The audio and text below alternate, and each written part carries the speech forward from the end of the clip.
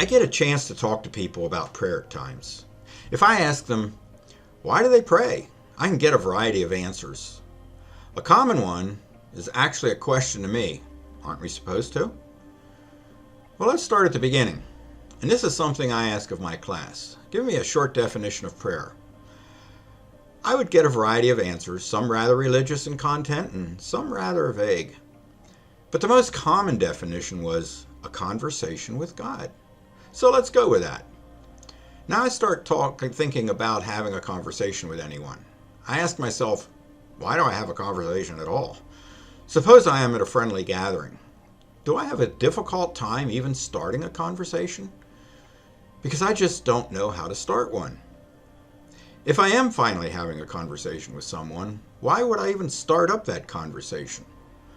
One reason might be that I have a business and I'm trying to drum up more business. So I start talking about what I do.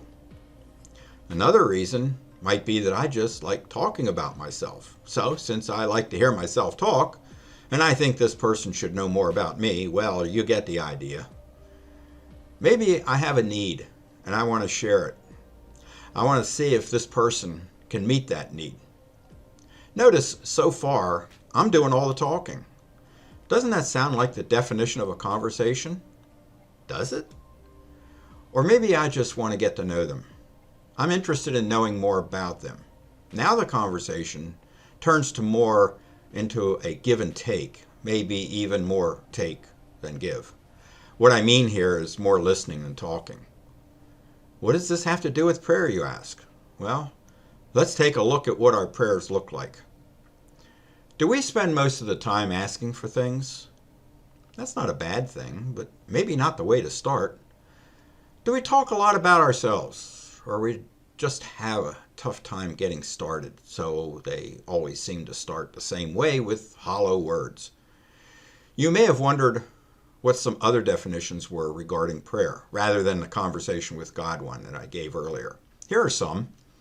Connecting with God. Keeping company with God. Recognizing and experiencing the presence of God.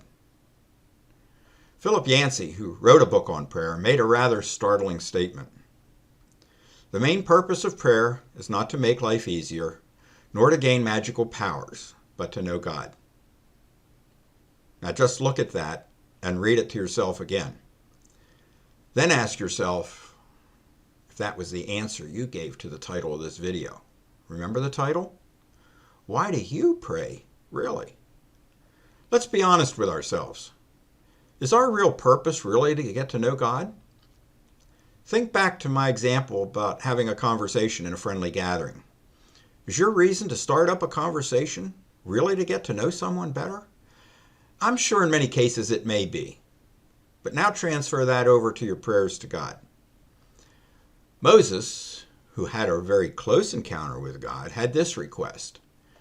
If you are pleased with me, teach me your ways so I may know you and continue to find favor with you.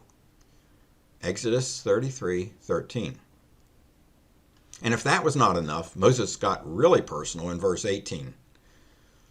Now show me your glory. At this point, I'm not sure Moses knew what he was asking for, but it does show he really wanted to know God personally.